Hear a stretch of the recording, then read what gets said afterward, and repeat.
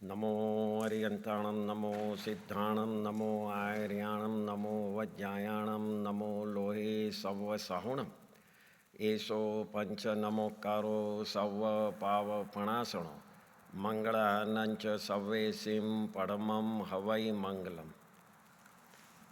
જય જિનેન્દ્ર.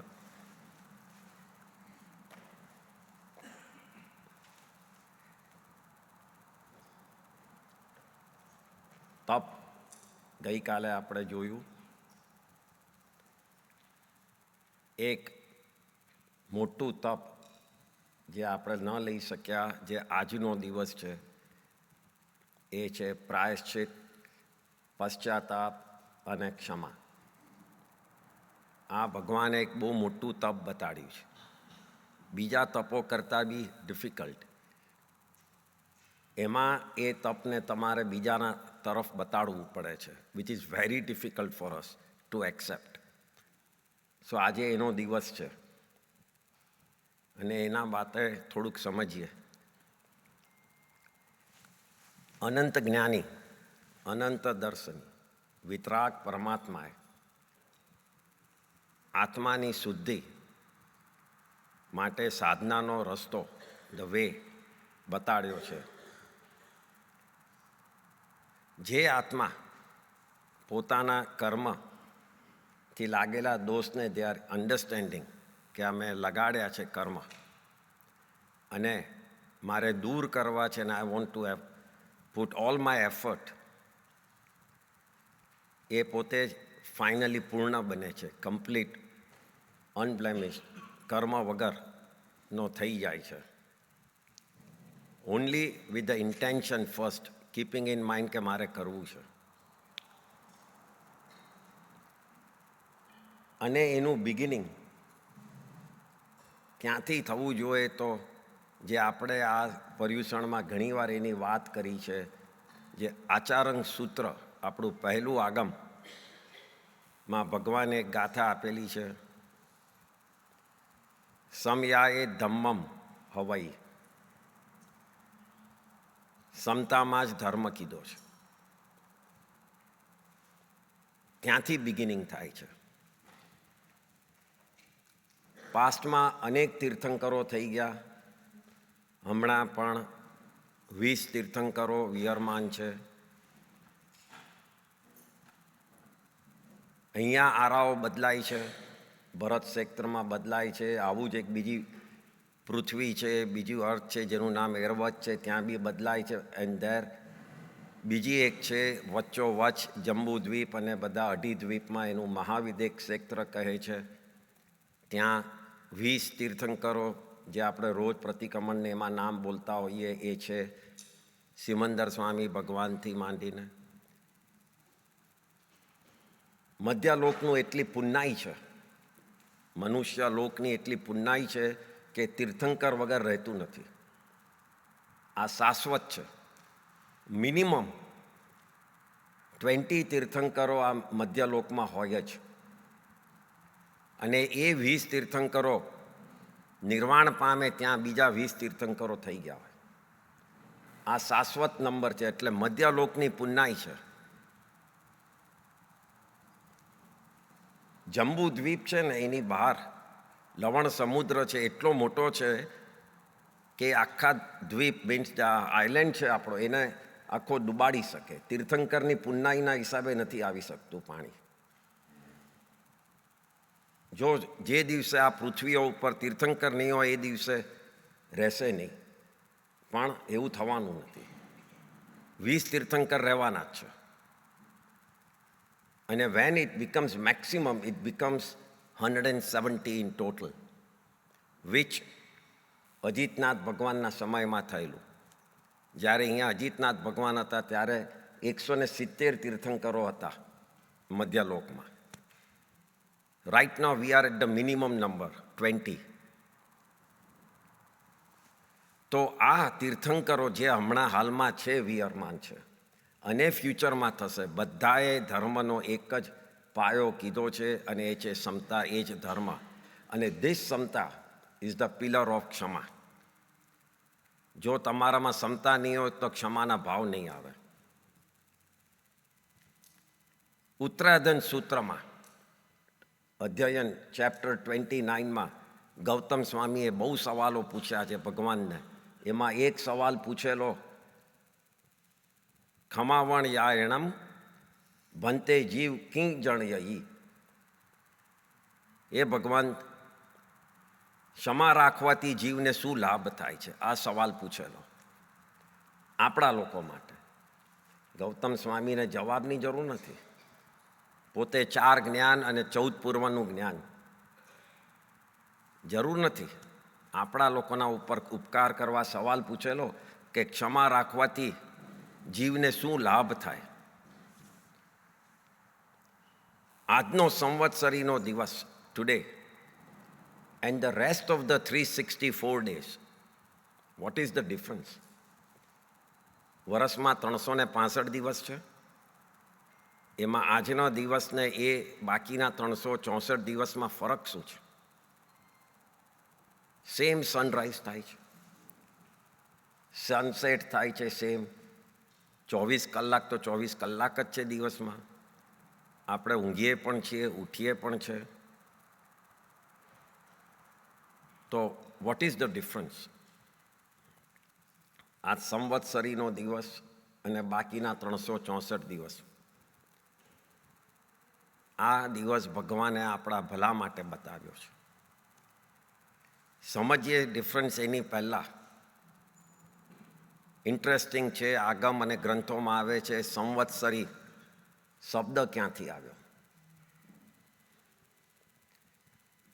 જે લોકોને આરાને થોડુંક જાણતા હોય, જ્ઞાન લીધું હોય, તો 6 આરા હોય છે. એમાં પહેલા 3 આરા યુગલિકના હોય છે. વોટ ઇઝ યુગલિક? દે આર બેવ હસબન્ડ એન્ડ વાઇફ સાથે જન્મે, સાથે મરે, કોઈ દુઃખ નહીં, મનુષ્ય જ છે અને એ લોકો પોતાનું લાઈફ પૂરી કરે અને all their needs are fulfilled by કલ્પવૃક્ષ. There is no other system. 10 કલ્પવૃક્ષ હોય, એમાંથી એ લોકોને જે જોઈએ મળી જાય. ઇન શોર્ટ, યુગલિક આ છે. તો 3જા આરાના એન્ડમાં એ યુગલિકનો ટાઈમ પૂરો થાય છે. એન્ડ દેટ ઇઝ વેન ભગવાન ઋષભદેવ રાજકુમાર તરીકે હોય છે, કુલકર તરીકે હોય છે અને પોતે રાજા બને છે. Now his first duty is towards his people, કે એ લોકોને કેવી રીતે બધું શીખવાડું, કારણ કે હવે કલ્પવૃક્ષ તો પૂરા થઈ ગયા. તો how do they maintain there life? So as a king અને વિથ 3 જ્ઞાન તો હતા જ, એમને બધાને 3 ચીજ શીખવાડી. હસી મસીને કૃષિ, મીન્સ ફાર્મિંગ, બિઝનેસ અને પ્રોટેક્શન કરવાનું. એ 3 ચીજ ભગવાન ઋષભદેવે પહેલાં હમણાંની અવસરપણી કાળમાં શીખવાડી. Farming was the important thing. અનાજ કેવી રીતે ઉગાડવું. અને એ જ વખતે એક વરસાદ પડ્યો એ જ દિવસે, જેનું નામ, જે અત્યારના બી ખબર છે સાયક્લોનના નામ પડે છે, કશેક બી સાયક્લોન આવ્યો એવી રીતે. તો એ વરસાદનું નામ સંવત્સર હતું.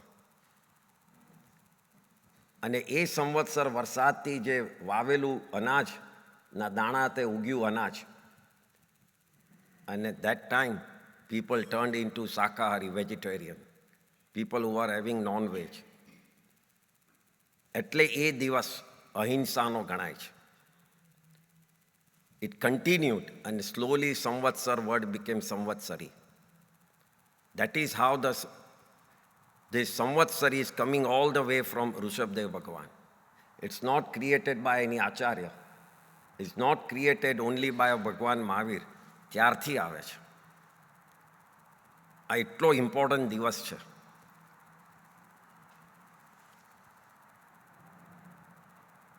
આપણે 364 દિવસ, 364 ડેઝ અને 1 ડેનો ડિફરન્સની વાત હતી. ઘણી વાર આપણે those 364 ડેઝમાં કનેક્શનને તોડવાનું કામ કરીએ છીએ. We have small fights, big fights. થોડોક વખત નથી બોલતા, ક્યાં પરમાનન્ટ નથી બોલતા. આ બધા કનેક્શન તોડીએ છીએ. સંબંધોને ડિસ્ટ્રોય કરવાનું કામ થાય છે ડે ટુ ડે લાઈફમાં. તો that was in 364 days. The 365th day આ તૂટેલા કનેક્શનોને ફરીથી પ્રોપરલી જોડવાનું કામ કરવાનું છે. That is the difference. There is no other difference. Unwind કરવાનું છે વેરઝેરને, એને રિસેટ કરવાનું છે. ઝઘડા, વાંક, ભૂલ બધું ભૂલવાનું છે. એટલે આ એક દિવસ અલગ થાય છે, 364 days અને આ એક દિવસ. અને આનો રસ્તો એક જ છે, ક્ષમાપના.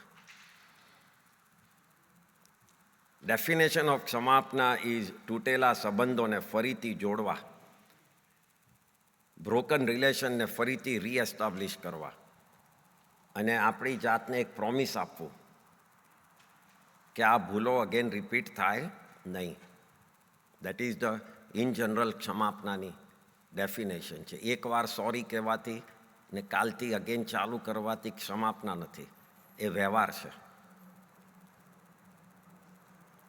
દિવાલમાં જ્યારે આપણા વોલમાં ક્રેક પડે ત્યારે ઓનલી વે કે એને પૂરીએ સિમેન્ટ. કપડામાં કાણું પડે તો દોરીથી, લાકડાને જોડવું હોય તો ફેવિકોલ, અને મેટલને જોઈન્ટ કરવું હોય તો વેલ્ડિંગ કરવું પડે. સેમ વે બે સંબંધોને જોડવા હોય, there is no other way except ક્ષમાપના. એકબીજાને ફર્ગેટ, જે બી થયું હોય ભૂલી જાઓ. That's the only way connection join થશે. ક્ષમાપના શબ્દ is made out of 2 words, ક્ષમ અને અપના. એનાથી ક્ષમાપના થયું. ક્ષમ એટલે સહન કરવું, ટુ બેર, અને અપના એટલે પોતાનું કરવું, own your own mistake. That is ક્ષમાપના. પહેલાં તો પોતે રિસ્પોન્સિબિલિટી લો કે આ મારી ભૂલ થઈ હતી. સો સહન કરો પોતાની મિસ્ટેક લઈને, એ ક્ષમાપના છે. તો that is the meaning of ક્ષમાપના. કસાયોને પોતેને દૂર કરી અને સાચાને એક્સેપ્ટ કરવું. આ એક વર્ડ નથી, this is one feeling out of heart. વર્ડથી ક્ષમાપના થતી નથી, ફિલિંગથી થાય છે, રિયાલિટીમાં થાય છે, ગિલ્ટથી થાય છે કે મારે હવે આ કરવું જ છે, મારે માફી માંગવી છે અને આપી દેવી છે. So it is connected with heart, with not with the mind. માઇન્ડથી કરેલી ક્ષમાપના કોઈ દાડો પાછી આવશે જ ભૂલ, પણ અંદરથી કરી હશે તો હવે નથી જ કરવી એટલે નથી જ કરવી ભૂલ. પોતાની મિસ્ટેકને એક્સેપ્ટ કરવી એ એક સત્ય વચન છે. It's a truth. આપણે ગઈ પરમ દિવસે કે 4 જાતની ભાષા બોલ્યા હતા, એમાં સત્ય વચન. પોતાની થયેલી ભૂલ મારે એક્સેપ્ટ કરું છું, એ સત્ય વચન છે. અને એ ન કરો અને પોતે એક્સક્યુઝ કાઢીને બેઠા રહો કે આ મેં કરી નથી ને બીજાની હતી, તો જે શ્રાવકોએ વ્રતો લીધા છે બહાર, એમાં બીજું વ્રત મુસાઈ વાયામાં અતિચાર લાગે છે. કારણ કે તમે સત્યને એક્સેપ્ટ નથી કર્યું ને અસત્યને. મૂસા વાયાઓ એટલે શું છે? જૂઠ નહીં બોલવું, એ વ્રત છે. એમાં અતિચાર બતાડ્યો છે. તમારી ભૂલને બી એક્સેપ્ટ ન કરો તો, એટલે શ્રાવકના વ્રતમાં અતિચાર લાગે છે. એટલું ઇમ્પોર્ટન્ટ છે આ એક્સેપ્ટ કરવું. આપણી લાઈફમાં 2 એવા ગુણો છે, એટ્રીબ્યુટ્સ છે કે જેના બેઝ ઉપર ક્ષમાપના થાય છે. એ ન હોય તો ક્ષમાપના નહીં થાય. એક છે સમજણ શક્તિ, પાવર ઓફ અન્ડરસ્ટેન્ડિંગ, અને બીજું છે સહન શક્તિ, પાવર ઓફ ટોલરન્સ. સમજણ શક્તિ મીન્સ પરિસ્થિતિ, જેવી ઇવેન્ટ્સ, પીપલ, વ્યક્તિઓને સમજવાની શક્તિ, to understand them. What are they trying to say, what is their point. ભગવાનનો અનેકાંતવાદ જે છે ને, આપણે જાણીએ છીએ ભગવાન મહાવીરનો કયો છે? અનેકાંતવાદ. એકાંતવાદ મીન્સ મિથ્યાત્વ. અનેકાંતવાદ, everybody has their own view to express themself, and it is possible કે દરેકનો વ્યૂ સાચો છે. So to understand, to understand the person is સમજણ શક્તિ. 90% of us do not let the opposite ગાયનું સેન્ટેન્સ પટાવવાનું. એ પહેલાં જ આપણે બોલી લઈએ છીએ. પેલો શું બોલવા માંગે છે એ જ નથી આખું સાંભળતા, તો સમજણ ક્યાંથી આવશે? Even if he is swearing, even તમને ગાળો આપે તો એનું પટી તો જવા દો, પછી તમે કહો. પણ આપણે તરત જ, બિકોઝ આપણે અંદર એટલો એંગર હોય છે, કશાય હોય છે, we don't late him finish, and then ઝઘડો ચાલુ થાય, કારણ કે તમે એને સમજ્યા જ નથી. સો સમજણ શક્તિ, જો એ આપણે પાવર ઓફ અન્ડરસ્ટેન્ડિંગને જો આપણે બહાર રાખશું તો કોઈ બી સામેવાળાને સમજવું, ભલે ખોટો હોય, એકવાર એને બોલી લેવા દો. તમે પોતે જ જુઓ, તમે એકવાર આખું બોલો છો, વેન્ટ આઉટ કરો છો, પછી શાંત પડી જાઓ છો કે નહીં? કોઈને પણ તમે જઈને, એ સાયકોલોજી છે, અને તમે અંદરથી કોઈને નીકાળવા નહીં દો તો એ એના અંદર રહેશે જ.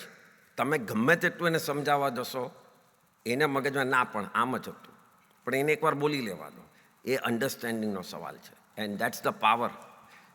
આજથી આપણે એ યુઝ કરવાનો છે, તો ભૂલ થવાના ચાન્સીસ, કાં તો વેરઝેરના ચાન્સ ઓછા થઈ જશે. બીજું શક્તિ જે છે એ છે સહન શક્તિ, ટુ બેર, ટુ ટોલરેટ. એ બોલી કાઢે, એમાં તમને ઘણી ગાળો એ બોલે, તમારું ખરાબ એ બોલે, બધું જ બોલે. ના what is the next step? To bear it. સહન કરી કાઢો. ઇવેન્ટ થઈ હોય કંઈ, આપણી સામે કોઈ સિચ્યુએશન થઈ, બેર ઇટ. અને એ બેર કર્યા પછી એને કેવી રીતે હું હેન્ડલ કરું, એને હું જતું કરું, એને હું માઇન્ડમાં લઉં, એમાં હું ઝઘડો કરું કે હું શાંત રહું, એ બધું આપણા ઉપર ડિપેન્ડ થાય છે. અને એના માટે there are 4 sentences we must keep in mind for the next 364 days. ઘણી ચીજો મગજમાંથી નીકળી જશે. ફર્સ્ટ, કેમ મને જ થયું, એ પહેલું. કેમ આ પ્રમાણે જ થયું, કેમ આણે જ કર્યું, અને કેમ હમણાં જ થયું. આ 4 સેન્ટેન્સ છે, સિમ્પલ. કેમ મને જ થયું, તો તે પાસ્ટમાં કરેલું. કેમ આ પ્રમાણે થયું, તો તે પણ આમ જ કરેલું. કેમ આણે જ કર્યું, કારણ કે તે એને જ કરેલું. અને કેમ હમણાં જ થયું, કારણ કે તારો ઉદય થયો. આ 4 સેન્ટેન્સ યાદ રાખશો ને, સામેવાળાની ભૂલ નહીં દેખાય. ઇનિશિયલી તમારી જ ભૂલ હતી એ દેખાશે. મેં કર્યું હતું એટલે થયું, આવી રીતે જ મેં એને હેરાન કર્યો હતો એટલે હું આવી રીતે જ હેરાન. કોઈના પૈસા મેં દબાવી લીધેલા તો મારા પૂરા થયા. કોઈનું ખરાબ બોલેલો તો મારી વાતો ખરાબ થાય છે બધે. આ સેન્ટેન્સને મગજમાં રાખશું તો ઘણા આપણને ગુસ્સાને નીચે લાવી શકશે કે આ બધું સ્ટાર્ટ મેં કરેલું હતું. વેર ઝેરને ઠંડુ પાડવામાં બહુ ઇમ્પોર્ટન્ટ છે. એક ઇંગ્લિશનો વર્ડ છે, લેટ ગો. આની જો સમજણ આવી જશે, ભલે ઇંગ્લિશનો વર્ડ છે પણ એ આપણા ક્ષમા જોડે લાગતો વળગતો છે. Let go. ક્ષમાનો first step is let go. જે બી થયું હોય, ઓકે મિસ્ટેક થઈ છે, લેટ ગો. એની થઈ છે, લેટ ગો. ચલને છોડી દે ને એને. That word is very important. It's 2 words પણ બહુ ઇમ્પોર્ટન્ટ છે. જો તમે તપ કરો પણ લેટ ગો નહીં કરો તમારા ઈગોને, તો તપના શુભની જોડે અશુભ કર્મ બી બંધાવાના છે. એ ડેફિનેટ છે. તપનું તમને ફાયદો મળી જશે પણ અશુભ પણ બંધાવાના છે. ભગવાને બીજું આગમ, I always refer to that, પન્નવણા સૂત્ર ક્રોધ કસાયને ઇમ્પોર્ટન્સ આપ્યું છે વેન ઇટ કમ્સ ટુ ક્ષમાપના. કારણ કે ક્રોધના હિસાબે ક્ષમાપના નથી થતું. મગજમાં ગુસ્સો હજી ભર્યો હોય ને તો કોઈને માફી આપવી કે માંગવી એ પોસિબલ નથી થતું. તો પન્નવણા સૂત્રમાં આ જ ક્રોધ કસાયના 4 પાર્ટ બતાડ્યા છે. It's divided into 4. આપણે જોવાનું છે, આપણને પણ જો આ બધા જ લાગતા વળગતા હશે. એક છે સ્વપ્રતિષ્ઠિત ક્રોધ, ઇટ્સ કોલ્ડ. આગમમાં સ્વપ્રતિષ્ઠિત ક્રોધ મીન્સ પોતાના જ ઉપર ગુસ્સો. કોન્સ્ટન્ટલી કંઈ કામ ન થયું એટલે ગુસ્સો, કંઈ પોતાથી તૂટી ગયું હોય, કારનો એક્સિડન્ટ થઈ ગયો, પોતાથી કશે મુકાઈ ગયું, કંઈ ખોવાઈ ગયું, કશે જવામાં મોડું થયું, તો કોન્સ્ટન્ટલી ઇરિટેટ થઈને પોતાના ઉપર ગુસ્સો. આને ક્રોધ બતાડ્યો છે. પોતાના ઉપર ગુસ્સો કરવો એ પણ એ કસાય જ છે. સેકન્ડ ઇઝ અપ્રતિષ્ઠિત ક્રોધ મીન્સ આ ગુસ્સો કર્યો એનાથી કકળાટ ચાલુ જ થયો, કોન્સ્ટન્ટ રહેવા માંડ્યો. ધીમે ધીમે શું થયું? સ્વભાવ એવો થઈ ગયો. પછી તો ઇરિટેબલ સ્વભાવ, કોન્સ્ટન્ટ ચેન ન પડે. એ અપ્રતિષ્ઠિત ક્રોધ મીન્સ નાવ કોન્સ્ટન્ટ થઈ ગયો. થર્ડ ઇઝ ઉભય પ્રતિષ્ઠિત ક્રોધ. પછી તો એ ગુસ્સા જોડે બહાર જાય તો પણ લોકોની જોડે પોતાની કમ્પ્લેનો કર્યા જ કરે કે જોને મારી વહુએ આમ કર્યું, કાં તો મારી સાસુએ આમ કર્યું, કાં તો આ કર્યું. બધી જ વાતો કોન્સ્ટન્ટલી લોકોને ન સાંભળવું હોય તો એ બોલ બોલ બોલ કરીએ. એ ઉભય પ્રતિષ્ઠિત ક્રોધ. એટલે એ નેચર જોડે લોકો રસ્તો બદલી કાઢે કે ભાઈ એક ને એક ચીજ આની જોડે બેઠા હોઈએ, સાંભળવી પડી છે, મારે શું લેવા દેવા. તો આ ત્રીજો પ્રકારનો ક્રોધ બતાડ્યો છે. અને ચોથો ઇઝ પરપ્રતિષ્ઠિત ક્રોધ. Start blaming others. ચાલુ થઈ જાય કોઈ પણ ચીજમાં, આણે કર્યું, પોતે કંઈ જ નથી કર્યું, બધું સામેવાળાએ જ કર્યું છે. દરેકની ઉપર ગુસ્સો આવે, બટકા જ ભરવા જાય. એનો નેચર જ થઈ જાય કે આનાથી દૂર રહો, કંઈ પણ બોલશો સીધો ઝઘડો કરશે. થાય છે ને કદાચ. તો આ પરપ્રતિષ્ઠિત ક્રોધ. તો ડેઇલી લાઈફમાં આ રીતે ક્રોધને લઈને ચાલ્યા કરે છે. આપણે આપણો સ્વભાવ એવો બનાવી દઈએ છીએ, લોકોની જોડે વાતો આમ કરે ને ધીમે ધીમે લોકોની જોડે ઝઘડા કરતા થઈ જઈએ છીએ. અને આ જ ક્રોધ કસાયના હિસાબે મિસ્ટેક નથી દેખાતી, કારણ કે mind is already pre occupied to fight. એટલે મિસ્ટેક દેખાતી નથી પોતાની. એક ચીજ યાદ રાખજો, જો આપણે સાચા હોઈએ તો ગુસ્સો કરવાની જરૂર નથી. જો સાચા હોઈએ તો ગુસ્સો કરવાની જરૂર નથી. અને જો ખોટા હોઈએ તો ગુસ્સો કરવાનો રાઈટ નથી. બંને કેસમાં ગુસ્સો નથી કરવાનો. યુ ડોન્ટ હેવ રાઈટ જો તમે રોંગ હો તો. પર્યુષણમાં તપ અને સંવત્સરી એ બંનેના અલગ અલગ બતાડ્યા છે અને અલગ ફાયદા બતાડ્યા છે.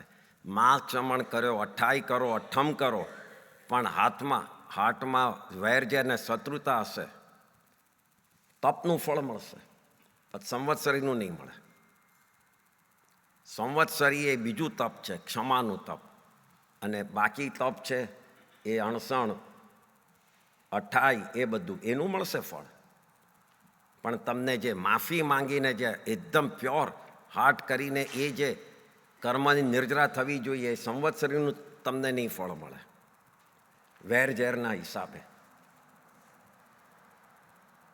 આજ વેર ઝેર ઉપર આજે એક વાત કરી કાઢીએ.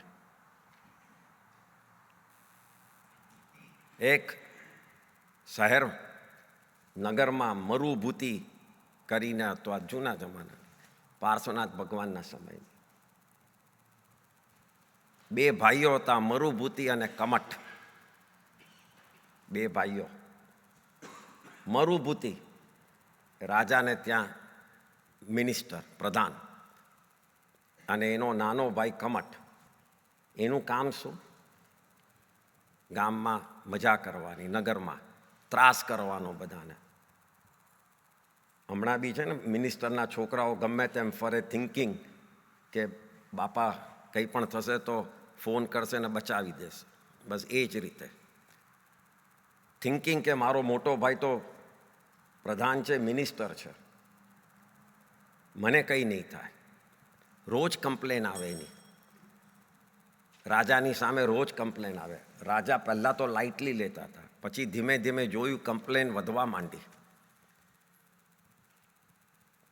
રાજાએ એના ભાઈને કીધું, મરુભૂતિને, કે તું તારા ભાઈને સંભાળ. એણે પણ એને કીધું કે ભાઈ તું આમ ન કરાય. એટલે પેલો કમઠ કે હવે તું તો પ્રધાન છે, ગમે ત્યારે મને બચાવી દેશે, શું ન કરાય, મને મજા કરવા દે. સાંભળે નહીં.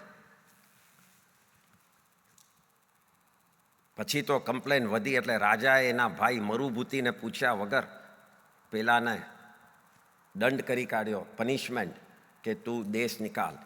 You cannot B within boundaries of my નગર. પેલાને એકદમ આઘાત લાગ્યો. રાજા ઉપર ગુસ્સો ઓછો થયો, ભાઈ ઉપર વધારે, કે તે કેમ નહીં અટકાવ્યું. ટિપિકલ, જે નજીકનું હોય ને એના ઉપર તે કેમ નહીં કર્યું. પહેલાં એ પનિશ કર્યું, એના પર ગુસ્સો ઓછો, પણ આના પર વધારે, કે તે કેમ નહીં કર્યું. જો તે ઢીલ મૂકી એટલે જ રાજાએ મને આ પનિશ કર્યો. એવો ગુસ્સો ભાઈ ઉપર. કરે શું? હવે તો રાજાનો ઓર્ડર છે, નીકળવું પડ્યું. જંગલમાં ગયો, ત્યાં બીજા તાપસો ને બધા હતા, એટલે કે પેલા ભગવા કપડાં પહેરેલા સાધુઓ ને બધા. એની જોડે રહેવા માંડ્યો, ત્યાંનું ખાતો હતો ને રહેતો હતો. મરુભૂતિને હજી પણ અંદર એના ભાઈ પ્રત્યે પ્રેમ હતો, એકદમ જ સોફ્ટ હતો, કે કંઈ પણ હોય ચલો ને, પણ હું મારા ભાઈને કહું કે સોરી, કારણ કે એના મગજમાં હજી એમ જ છે કે હું રાજાની જોડે મળીને મને બહાર કાઢ્યો છે, તો હું એને કહી આવું કે ભાઈ મારું અંદર હતું નહીં, મેં બહુ જ મહેનત કરી હતી એને બહાર કાઢો, તને બચાવવાની, પણ રાજા માનવાલ નહોતો. તો એમ કહેવા માટે ગયા, જંગલમાં ગયા. મરુભૂતિ કમઠ પાસે આવ્યા અને ખૂબ સમજાવે છે. મોટો ભાઈ કે મારે તારી માફી બી માંગવી છે, કારણ કે really I tried my best અને ઇટ વોઝન્ટ પોસિબલ. રાજાએ મને પૂછ્યું પણ નથી અને આ ઓર્ડર આપી દીધો છે. તો એના માફી માંગવા માટે હાથ જોડીને ઊભા હોય છે. ત્યાં પેલાને એટલો ગુસ્સો હોય છે કે એને એક મોટો પથ્થર લઈને એના માથા પર મારી દે છે. પેલા નીચે પડી ગયા, એને તો ખ્યાલ જ નહોતો કે આવી રીતે થશે. પડી ગયા, માફીના ભાવ હતા, પણ ભાવ બદલાયા. હું અહીંયા માફી માંગવા આવ્યો હતો ને, આવી રીતે જો આમ જ હોત તો હું બી તૈયાર જ હોત ને મારવા. એકદમ આર્ત ધ્યાન કરવા માંડ્યા કે મારી ભૂલ થઈ ગઈ, હું અહીંયા આવ્યો, કે મારે હવે આવી રીતે સહન કરવું પડ્યું. એમ મરુભૂતિનો એ ભાવ બદલાયો. ત્યાં જ એમનું મૃત્યુ થયું. અને બીજો ભાવ હાથીમાં, પોતે હાથી તરીકે જન્મ્યા આ પાર્શ્વનાથ ભગવાન. અને સામે વેરઝેર બાંધેલું કમઠ, ત્યાંથી એનું આયુષ્ય પૂરું કરી અને ક્રોધના હિસાબે એક સાપ બન્યો, ભયંકર સાપ. એ કેવો કે ઉડી શકે એવો ભયંકર સાપ, ક્રોધવાળો. અહીંયા હાથી પોતાના ફેમિલી જોડે જંગલમાં ફરે. આટલો નાનો સાપ હાથીની સામે જતો હતો. આખા હાથીના ઝુંડને, ફેમિલીને જોયું. બધાને જોવામાં એક વચ્ચે હાથી હતો, એને જોઈને ભયંકર ચીડાયો. કેમ? વેર હતું. બીજા હાથીઓને જોઈને નહીં, આ એકને જ સીધો ઉડ્યો. હાથીને સીધો ડંખ માર્યો, બાઇટ. બહુ જ પોઈઝનસ સ્નેક. હાથી આ વખતે શાંત રહીને પોતે સંભાવમાં આયુષ્ય પૂરું થયું. એ વખતે એને ક્રોધ નહીં કર્યો, પણ પેલાનો તો ક્રોધ ચાલુ. હાથી મરી 7 સંભાવમાં મર્યો, 8મા દેવલોકે ગયા. હાથી 8મા દેવલોક, અને પેલો સ્નેક સાપ મરી અને 5મી નરક. આ ત્રીજો ભવ થયો. દેવલોકમાંથી નીચે આવ્યા. એક વિદ્યાધર મીન્સ મનુષ્ય જ, પણ જેની પાસે લબ્ધિઓ ને બધું બહુ વધારે હોય, મેજિક પાવર ને બધું હોય, એવા કિરણ વેગ નામ એવા વિદ્યાધર બન્યા 8મા દેવલોકમાંથી નીચે આવીને. અને કમઠનો જીવ 5મા નરકમાંથી આવીને પાછો સ્નેક બન્યો. ક્રોધ ચાલુ જ છે, કરો. વિદ્યાધરે પોતાને રાજ કર્યું, પોતે રાજા હતા, પછી દીકરાને રાજગાદી આપી, પોતે દીક્ષા લીધી. દીક્ષા લીધી અને એક ગુફામાં જઈ અને ધ્યાન કરતા હતા. કેવમાં જઈને ધ્યાન કરતા હતા. ત્યાં જ પેલો સાપ જતો હતો ને પાછો ભડક્યો. આ બધું કરવાનું, યોગાનું બધું નિયતિ થવાની જ હતી. મુનિને વિટાળાયો, એટલા દબાવ્યો કે અને ડંખો એટલા માર્યા કે આખું શરીર તોડી નાખ્યું. મુનિ તો ધ્યાનમાં જ હતા, એમના તરફથી હવે વેર નહોતું. વેર ઝેર આને કરતો હતો. મુનિ મરીને 12મા દેવલોક, અને આ 6ઠ્ઠી નરકે. આ એમનો 5મો ભાવ 12મા દેવલોકનો. ત્યાંથી ચ્યવન કરીને વજ્રનાભ નામના રાજા બન્યા. અને પેલો બન્યો જંગલમાં આદિવાસી ભીલ. રાજા બન્યા, રાજ કર્યું ને પછી દીક્ષા લીધી. આ પાછી બીજી દીક્ષા એમની. મુનિ બન્યા, પણ લબ્ધિવાળી મુનિ, હવાથી ઉડી શકે એવી લબ્ધિ. તો કોઈ કેવળ જ્ઞાનીના દર્શન કરવા એ મુનિ હવાથી ઉડીને ગયા. દર્શન કર્યા અને પાછા આવતા હતા પોતાના જગાએ. ત્યાં અંધારું, રાત પડી ગયું, સૂર્યાસ્ત. હવે મુનિ પછી એ વખતે ઉડે નહીં, એટલે ઉતર્યા નીચે. તો એ વખતે ત્યાં જંગલ હતું, તો જંગલમાં આવીને બેઠા.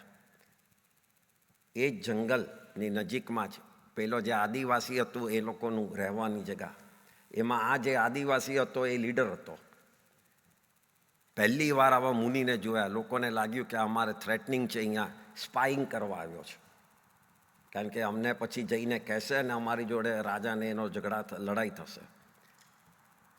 બીજા બધા સમજાવે છે પેલા લીડરને કે જોવા દો, સવારના જો જતો રહે તો આપણે કંઈ કરવું નથી. પણ આ તો શું હતું? વેર. પાછું તીર મારીને મારી નાખ્યા. આ 6ઠ્ઠા ભાવમાં એમને મારી નાખ્યા.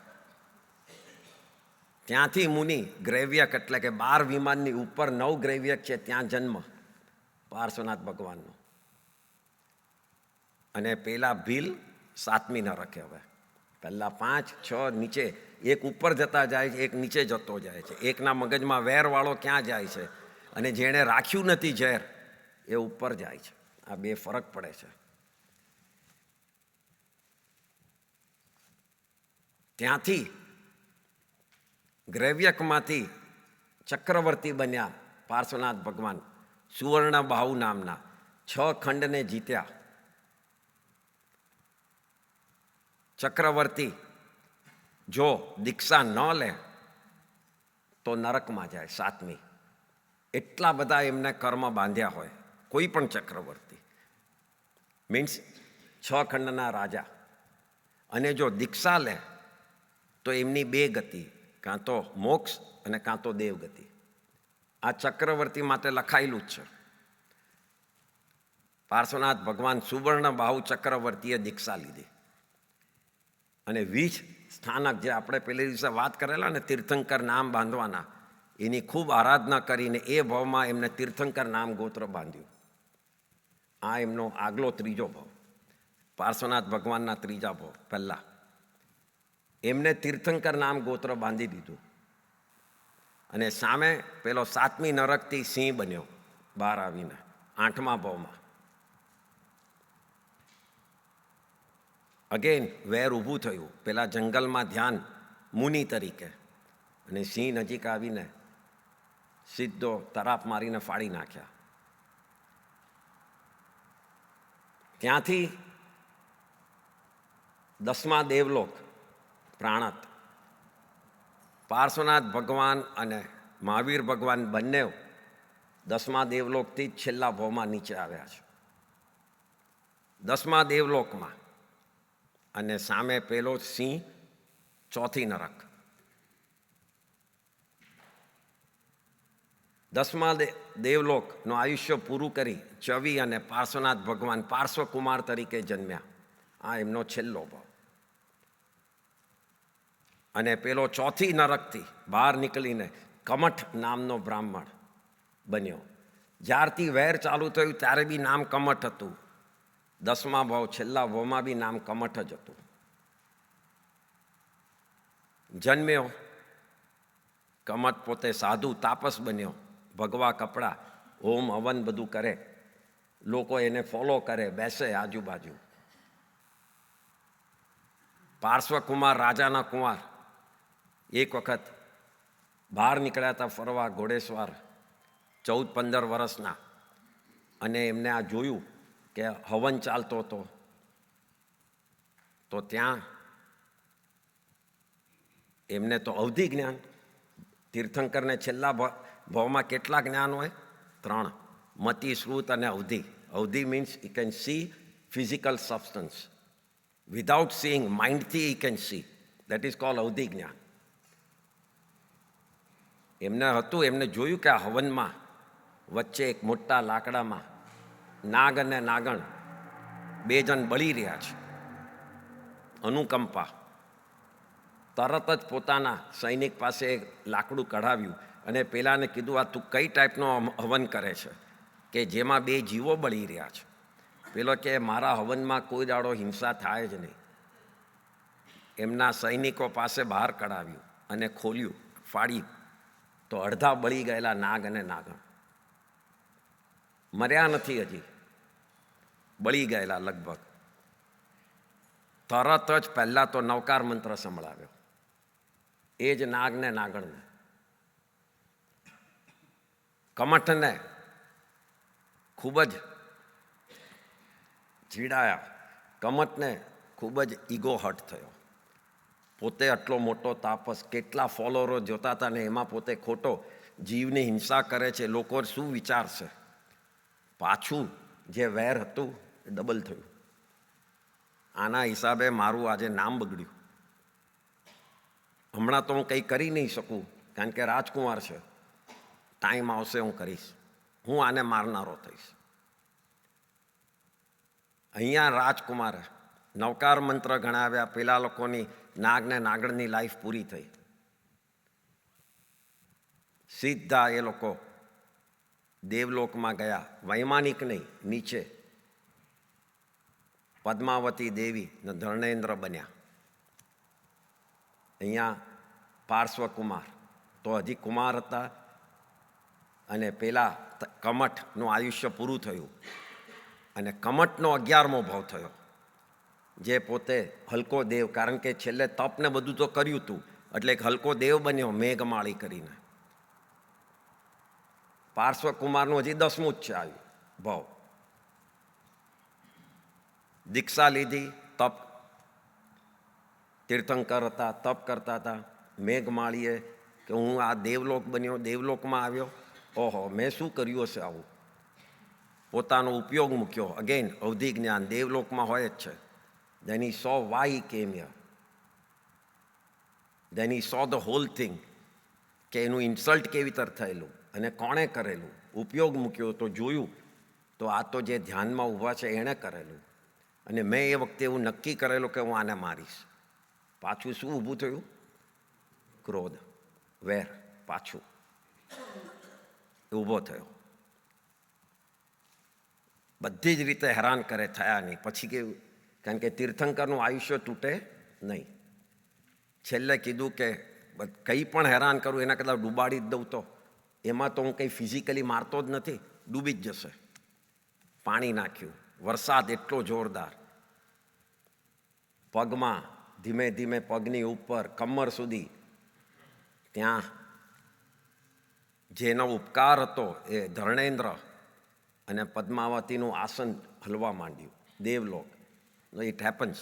જ્યારે પોતાનો ઉપકાર કોઈના ઉપર હોય અને એને તકલીફ પડે તો એ લોકોને ખબર, બધા હળુ કર્મી હોય એ લોકોને ખબર પડે.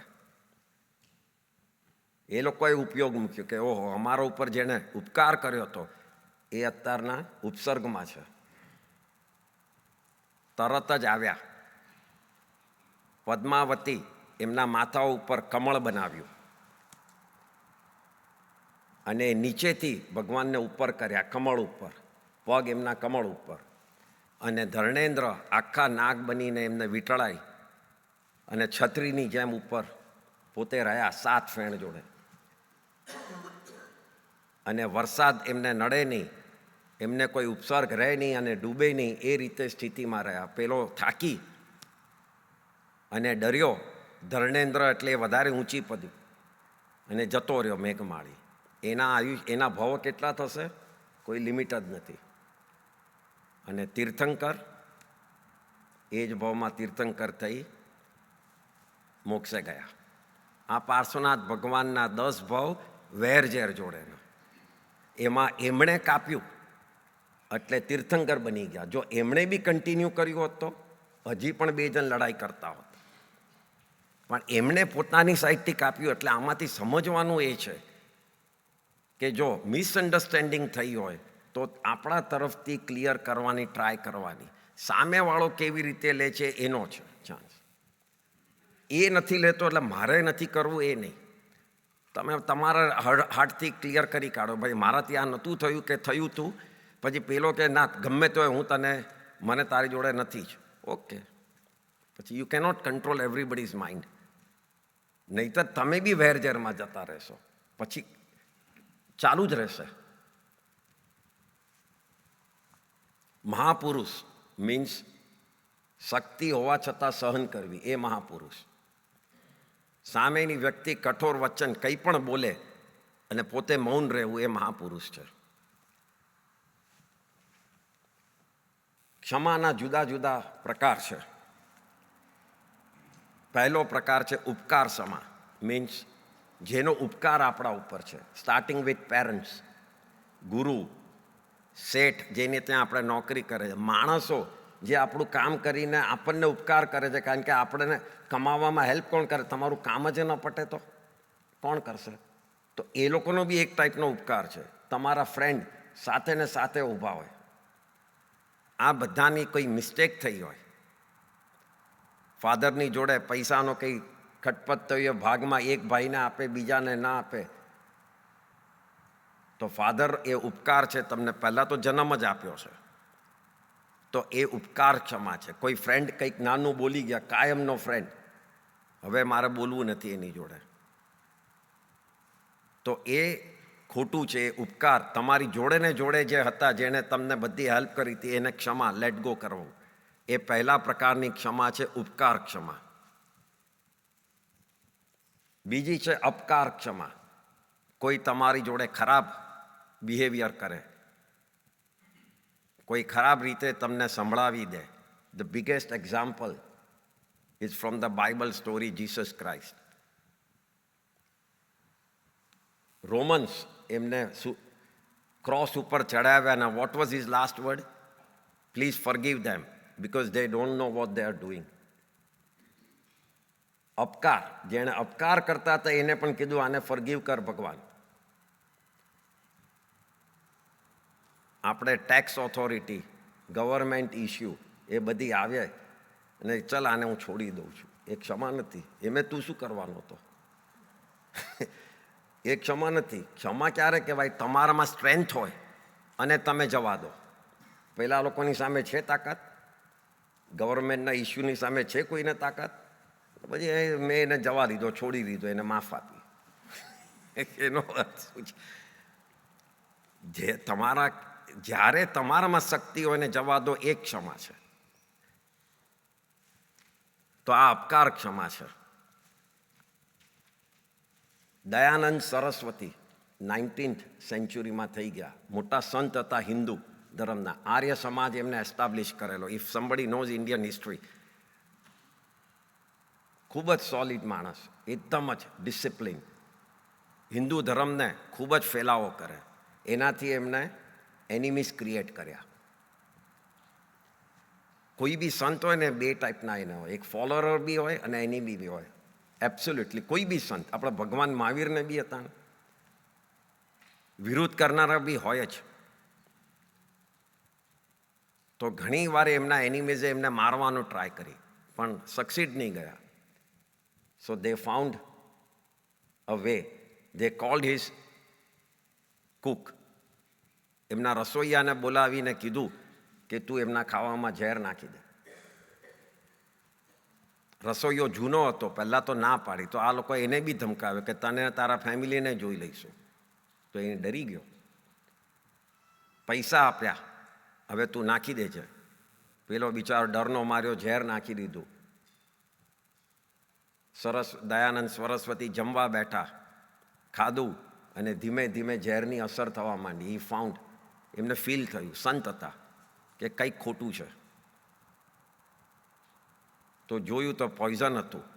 પહેલાં તો બહુ ગુસ્સે થયા, રસોઈયાને બોલાવીને ખૂબ ચીરાયા કે તું કેટલા વર્ષનો જૂનો માણસ મારો ને તે આવું કર્યું. બટ સંત માણસનું છેલ્લે શું થાય? ઓલવેઝ માઇન્ડ સારી જગ્યાએ આવી ગયો કે ના, એનો વાંક નથી, મારા કર્મનો વાંક છે. અપકાર કરેલો કર્મનો વાંક છે. કહીને કીધું કે એક કામ કર, ખાનામાં પૈસા પડ્યા છે, લઈ જા, તને કામ આવશે તારી લાઈફમાં, તું ભાગી જા, કારણ કે મારા ફોલોઅર તને મારી નાખશે. તું ભાગી જા તો ખબર નહીં પડે કે શું થયું છે. એને પૈસા આપીને ભગાડી દીધો પોતે, જેણે ઝેર આપ્યું હતું. તો આ અપકાર ક્ષમા છે કે એ ખાસ કરવાની. ત્રીજી ક્ષમા છે વિપાક ક્ષમા. શુભ અને અશુભ કર્મનો ઉદય થયા જ કરે છે. કોઈને એકલો શુભ કે અશુભ થતું જ નથી. પ્રોબ્લેમની જોડે સારું બી આવે છે ને પ્રોબ્લેમ બી આવે છે. કોઈને અશુભ કર્મ ગમતા નથી, ખાલી શુભ જ ગમે છે. બટ ઇટ્સ બટ નેચરલ કે આવવાના છે, આપણે બાંધેલા જ છે એવા. અહીંયા આ સમામાં શું છે કે કોઈ વ્યક્તિનો વાંક કાઢવો નહીં, કોઈ ઇવેન્ટનો વાંક કાઢવો નહીં, એ નહીં, પણ પોતાના અશુભ કર્મનો બી વાંક નહીં કાઢવો. અશુભ કર્મ એમને નથી આવ્યા. કર્મ પોતે કંઈ જ નથી કરી શકતા અનલેસ યુ ઇન્વાઇટ ધેમ. સો કર્મનો બી વાંક નથી. કોનો વાંક છે? પોતાનો જ. ધીસ ઇઝ વિપાક ક્ષમા. Do not blame even your કર્મ.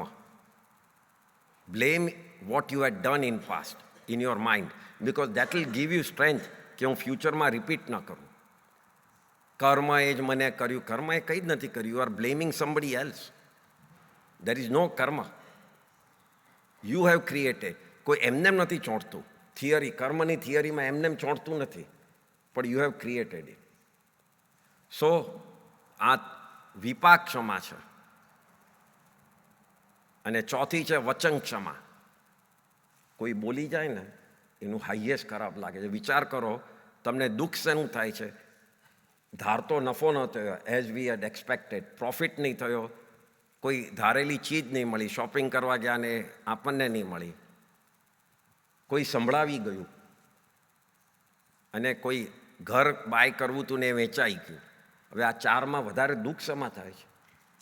કોઈ સંભળાવી ગયું એમાં. બાકીનું તો ધીમે ધીમે ભૂલાઈ જાય છે, પણ સંભળાઈ ગયું એ નથી ભૂલાતું. તો એ કોઈના વચન સાંભળીને જે દુઃખ થયું હોય એને છોડી દો, એ વચન ક્ષમા.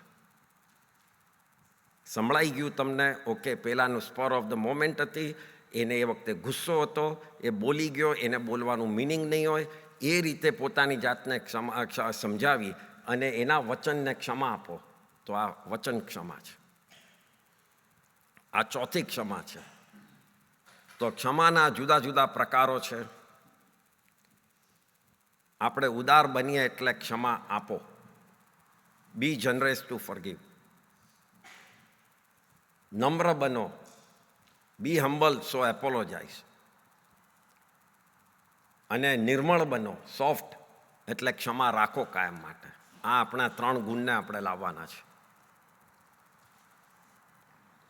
અગેન આગમમાં ભગવાને 3 શબ્દનું મિનિંગ આપતા કીધું છે, નમામી, ખમાવી અને મિચ્છામી. આ 3 શબ્દ. નમામી, કોઈ પણ સંત પુરુષ હોય, વડીલ હોય, પૂજનીય હોય, આપણા એલ્ડર્સ હોય, એ બધાને હું નમું છું. નમસ્કારથી હું એમને પગે લાગું છું. મારો અભિમાન દૂર થશે. એ નમામી ભગવાને કીધું છે. તમારો અભિમાન દૂર થવાનો આ એક જ રસ્તો છે. સેકન્ડ, ખમામી. કાલે આંખ બંધ થઈ જશે. નોબડી નોઝ ફ્રોમ અસ. કાલે શું થવાનું છે આપણું. તો જે બધું છે અહીંયા જ રહી જવાનું છે. સંબંધો બી બધા પૂરા થઈ જશે અને બાંધેલું એક જ ચીજ સાથે આવશે, વેર ને ઝેર. એ બાંધેલું છે એ સાથે આવશે. તો આંખ બંધ થઈ જાય તે પહેલાં પોતાની આંખ ખોલી દેવી અને બધાને ફ્રોમ ઇન્ટરનલ, ફ્રોમ હાર્ટ ખમાવી દેવું. દેટ ઇઝ ખમામી. પહેલું નમામી, નમસ્કાર કરવું. બીજું ખમામી, અંતકરણ, હાર્ટથી જઈને હું ખમાવી દઉં, માફી માંગી લઉં. અને ત્રીજું છે મિચ્છામી. આજ સુધી જે ન કરવાનું કર્યું છે, ન બોલવાના વચનો, ભગવાને જે આજ્ઞા આપી છે, ભગવાને જે વે બતાડ્યો છે, એ વેથી હું ડિવિએટ થયો, ખોટી લાઈનમાં જતો રહ્યો, ગુરુની અસાધના કરી, પાપો ભર્યા, એ બધાનું મિચ્છામી દુક્કડમ. અને પ્રભુને પ્રાર્થના કે એ પ્રભુ